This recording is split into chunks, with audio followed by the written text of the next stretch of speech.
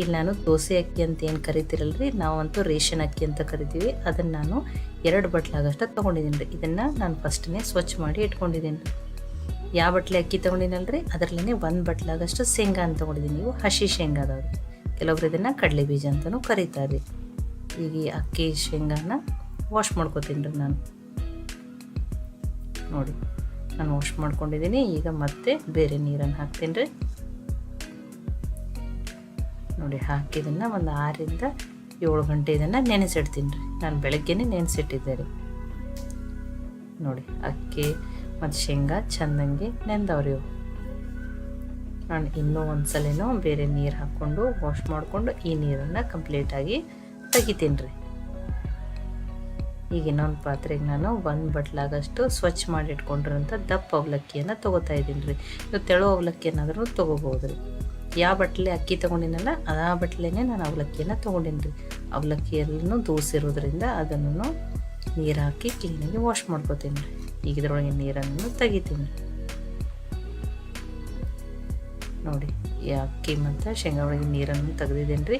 ಈ ಅವಲಕ್ಕಿಯನ್ನು ಅದ್ರೊಳಗೆ ಹಾಕೋತೀನಿ ರೀ. ನೋಡಿ ಹಾಕ್ಕೊಂಡು ಮಿಕ್ಸ್ ಮಾಡ್ಕೊತೀನಿ ರೀ. ನೋಡಿರಿ ಇದು ಮಿಕ್ಸ್ ಆಗಿದೆ. ಈ ಒಂದು ಮಿಕ್ಸಿ ಜಾರ್ಗೆ ಇದನ್ನು ಸ್ವಲ್ಪ ಹಾಕ್ಕೊಂಡು ನೀರನ್ನು ಹಾಕಿ ನುಣ್ಣಗೆ ರುಬ್ಕೊಳ್ಳೋಣ ರೀ.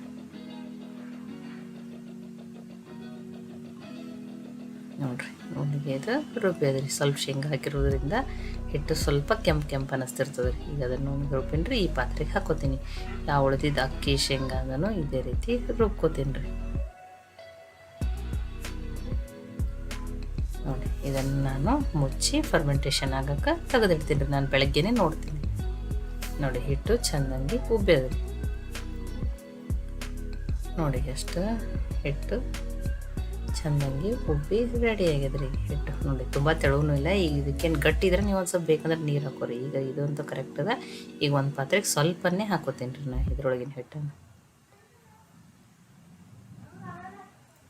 ರುಚಿಗೆ ತಕ್ಕಷ್ಟು ಉಪ್ಪು. ನಾನಿಲ್ಲಿ ದೊಡ್ಡ ಸ್ಪೂನಿಂದನೇ 1 ಸ್ಪೂನಾಗಷ್ಟು ಸಕ್ಕರೆಯನ್ನು ಹಾಕೋತಾ ಇದ್ದೀನಿ ರೀ. ಇದರಿಂದ ಕಲರ್ನು ತುಂಬಾ ಚೆನ್ನಾಗಿ ಬರ್ತದೆ. ಹಿಟ್ಟು ಚೆಂದಂಗೆ ಉಬ್ಬಿದ್ರಿ. ನಾನಿಲ್ಲಿ ಏನು ಸೋಡಾ ಏನೂ ಹಾಕಲ್ಲ.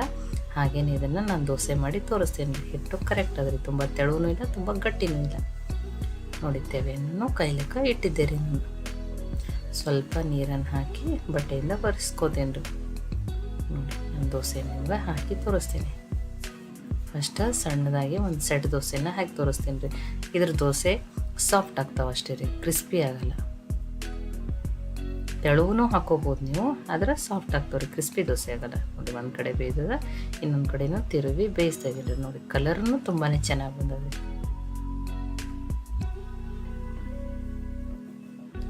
ನೋಡಿ ತುಂಬ ಸಾಫ್ಟ್ ಆಗಿರುವಂಥ ದೋಸೆ ಈಗ ರೆಡಿ ಆಗ್ಯದ ರೀ.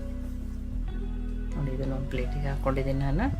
ಇನ್ನೊಂದನ್ನು ಹಾಕಿ ತೋರಿಸ್ತೀನಿ. ಈಗ ಒಂದು ನಾನು ಉತ್ತಪ್ಪನ ಹಾಕಿ ತೋರಿಸ್ತೀನಿ. ಈ ದೋಸೆನ ಹೆಲ್ದಿ ಮಾಡ್ಕೊಳಕ್ಕೆ ಸ್ವಲ್ಪ ಈರುಳ್ಳಿ, ಸ್ವಲ್ಪ ಕ್ಯಾಪ್ಸಿಕಮ್ಮು, ಸ್ವಲ್ಪ ಟೊಮ್ಯಾಟೊ, ನಿಮಗೆ ಮತ್ತು ಯಾವ ವೆಜಿಟೇಬಲ್ಸ್ ಇಷ್ಟ ನೀವು ಅದನ್ನು ಹಾಕೋಬೋದು ರೀ. ತುರಿದ್ಬಿಟ್ಟು ಕ್ಯಾರೆಟನ್ನಾದರೂ ಹಾಕೋಬೋದು. ಸ್ವಲ್ಪ ಕೊತ್ತಂಬರಿ ಸೊಪ್ಪನ್ನು ಹಾಕಿದ್ದೀನಿ.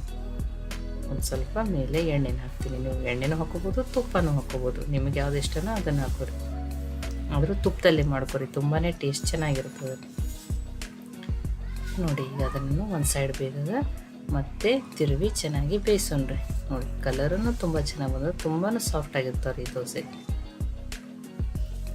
ನೋಡಿರಿ ಇದು ಬಿಸಿ ಬಿಸಿ ಆಗಿರುವಂಥ ಉತ್ತಪ್ಪನ್ನು ರೆಡಿ ಆಗ್ಯದ ರೀ. ಇದು ಬಿಸಿ ಬಿಸಿ ಸಾಫ್ಟ್ ದೋಸೆ ಅಂತಿರೋ ಅಥವಾ ಇದನ್ನು ಪ್ರೋಟೀನ್ ದೋಸೆ ಅಂತಿರೋ ಹೆಲ್ದಿ ದೋಸೆ ಅಂತಿರೋ ರೆಡಿ ಆಗ್ಯದ ರೀ.